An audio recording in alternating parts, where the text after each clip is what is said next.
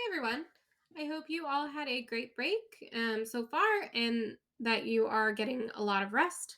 I'm really excited to share with you something that I've been working on over break. I really hope this makes your lives easier, and it is called Clever. So, what you are looking at here is a portal that all teachers and students are going to have access to. I've loaded up a bunch of resources so far, but I'm still working on loading more in here. So these are our most used resources. Every student will have access to whatever resources I give them access to. So right now, everybody has access to everything that I've posted on here. Except for these staff resources. These are visible only to teachers and staff. So these resources are single sign-on. So once a student logs in once, they should be able to click on it without having to put their password or class code in again. So if I log in onto BrainPop, for example, and I log in with our class code, username, and password, I close out of that. The next time I click that link, we should have it remembered in there. So Clever is really great about making it easier to log into all of these resources.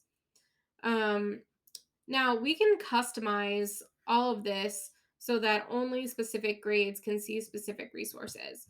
So I created a Google form that I'd like you all to go in and fill out of what grade you teach and which applications you use consistently in your class. If your class is not using Flipgrid or Prodigy and you don't want them to be able to see that because you don't want parents to start asking you, well, why aren't we using this? Why don't we have access to this? Don't check it here. And if there's something you specifically don't want your kids to be able to see, I've put a comment field here below for you to put that in. This big section is for what you are using. So anything that you are consistently assigning, I want to make sure it's visible on your kids' Clever portal. So I'm going to go ahead really quick and show you what it looks like for a student. I'm going to click on Elon's portal here. And you'll notice that since second graders don't have access to IXL, I've hidden IXL from his portal. Um, for example, education.com. Only kindergarten, first, second, and third grade have education.com usernames. So I knew that already, and I only gave access to those grades to be able to see that. That's why I really need you to fill out that Google form so that anything else that I know of, I know middle school is using Quill. I don't know if anyone else is using it, so I left it on there. But if you're not using it, just make sure you don't check it off on that Google form, and I'll remove it for your kids.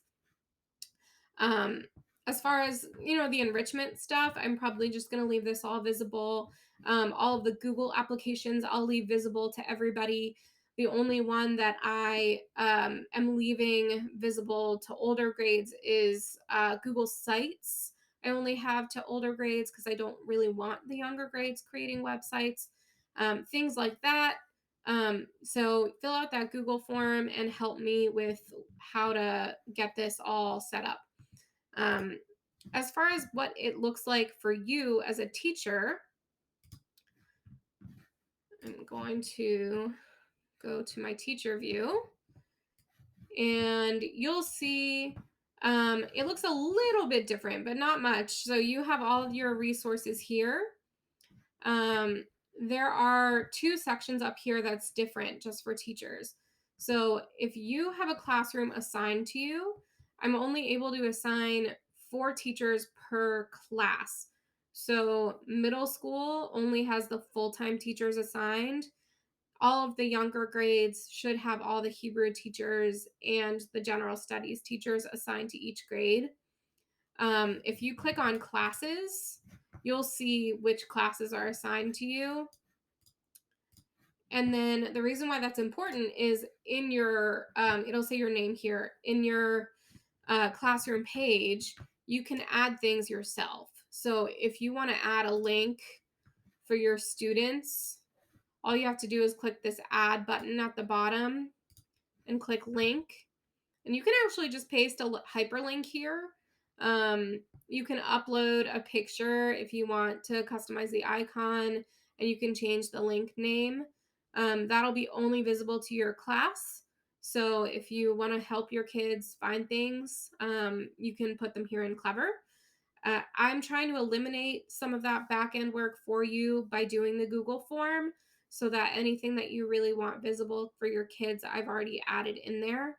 Um, I'd still like to just make sure we're using Google Classroom for anything that's a one time use, like a YouTube video or an article. But if it's something that we're going to consistently, just send it to me so that I can add it on the portal myself, and that I can assign it to your grade level or any other grade level that needs it. I will make sure to send the Clever link for our school to you in Google Classroom. And then on Monday, I'm going to push this out to all of our students. So even if it's not 100% set up, um, I'll let them know that their pages may be changing and things will be added or removed as we go through. But I want to make sure that this is sent out to our families soon so that everybody can start to get comfortable with it, because I think this will make everybody's lives a lot easier. If you have any questions about this, I know that I went through all of this really quickly. Please let me know.